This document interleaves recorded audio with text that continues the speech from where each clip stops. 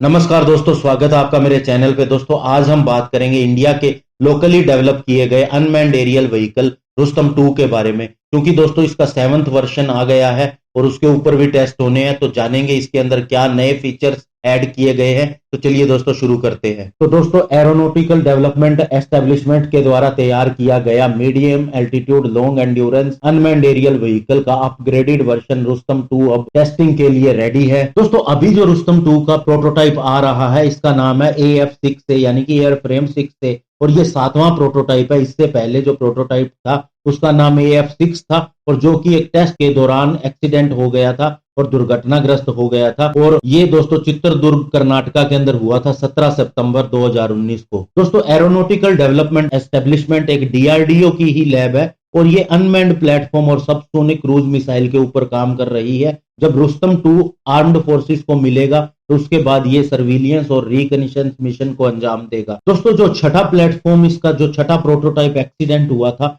उसके पीछे भी कारण बताया जाता है एकदम से लिंक लॉस का हो जाना। और दोस्तों इस लिंक के लॉस होने की वजह से UAV रिटर्न होम मोड के अंदर एंटर कर गई और उसके बाद इसका एक्सीडेंट हो गया। और साथ ही इसने टर्बुलेंस का भी सामना किया जो इसके कंट्रोल करने की क्षमता से ज्यादा था, इसलिए इसका क्रैश हो गया। और दोस्तों क्रैश से पहले यह बिल्कुल सही से काम कर रही थी और एक्सपेक्टेड लाइंस के हिसाब से ही और डिजाइन पैरामीटर के हिसाब से ही काम कर रही थी। और इसके सारे सेंसर तब तक काम कर रहे थे जब तक इसने ग्राउंड को नहीं छुआ और पूरी तरह से क्रैश नहीं हो गई। और जब दोस्तों इस UAV का एक्सीडेंट हुआ था तो उसके बाद राजनाथ सिंह जी का वहां आना हुआ और उन्होंने तेजस की एक फैसिलिटी के अंदर जाना था। बाद में दोस्तों उन्होंने पूरी टीम को बुलाया और उन्हें अपना काम कंटिन्यू करने को कहा। और दोस्तों ये घटना सितंबर की है और उसके बाद राजनाथ सिंह जी ने टीम को 15 दिन का टाइम दिया और कहा कि आप नई UAV के साथ एक्शन के अंदर आइए। और उसके बाद दोस्तों 5वां एयरक्राफ्ट उनके पास था जो कि अगले ही दिन काम कर रहा था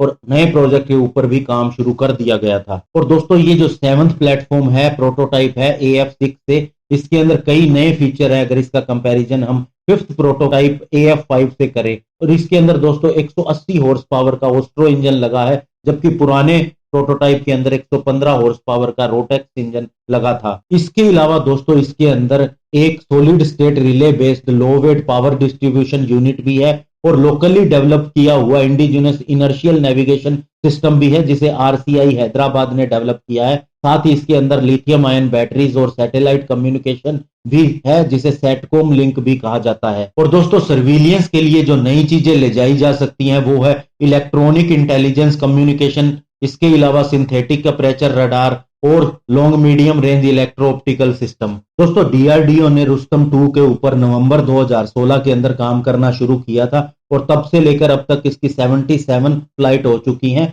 और 7 फ्लाइट इसके एक्सीडेंट के बाद से हो चुकी हैं। और दोस्तों इसके टोटल 15 प्लेटफॉर्म बनाए जाएंगे जो प्लानिंग के हिसाब से हैं, और जो पीछे 5 डेवलप किए गए हैं वे प्रोडक्शन वर्जन है और ये जल्द ही आर्मी को दे दिए जाएंगे ताकि वे इसका इवैल्यूएशन अपने हिसाब से कर सके। और दोस्तों लास्ट 5 UAV को हिंदुस्तान एरोनॉटिक लिमिटेड बनाएगा और साइंटिस्ट इसके AF8 और AF10 के प्रोटोटाइप को लेके इसके डिजाइन के ऊपर ज्यादा काम कर रहे हैं। और दोस्तों इसके अंदर state of the art GCS system यानी कि ग्राउंड कंट्रोल स्टेशन लगाया गया है। साथ ही इमेज एक्सप्लॉइटेशन सिस्टम भी ऐड किया गया है जिससे इसकी कैपेबिलिटी बढ़ जाएगी। और इस दोस्तों इस खासियत को आर्मी के UAV ऑपरेटर्स ने भी बहुत ज्यादा अप्रिशिएट किया है। दोस्तों अगर हम इसकी रिक्वायरमेंट की बात करें हमारी फोर्सेस के हिसाब से, तो इंडियन आर्मी को ऐसे 60 प्लेटफॉर्म की जरूरत है, इंडियन एयरफोर्स को 12 ऐसे प्लेटफॉर्म की जरूरत है और नेवी को 4 प्रोटोटाइप चाहिए। और इसके अलावा दोस्तों अगर हम टीम की बात करें जो इसे बना रहे हैं तो वे अराउंड 35 ईयर्स के करीब है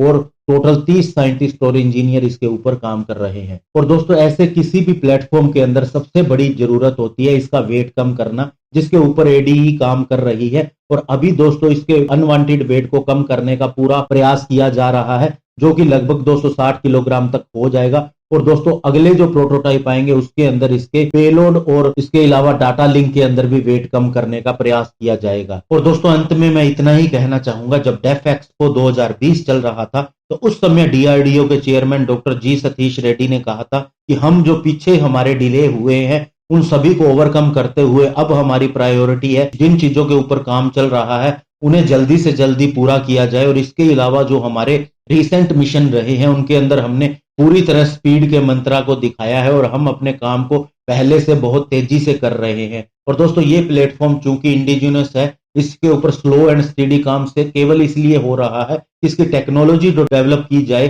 वो किसी भी तरह से रिवर्स इंजन न होके हमारी अपनी डेवलप की हुई हो। और ऐसा ही इसके साथ हो रहा है। लास्ट टाइम जो इसका एक्सीडेंट हुआ था उसके बाद से हमने इसके ऊपर और ज्यादा इंप्रूवमेंट की है और वेट इसका कम करने के बाद इसकी पेलोड ले जाने की क्षमता और अन्य फीचर भी इसके ऊपर बढ़ाए जा सकेंगे। धन्यवाद। जय हिंद।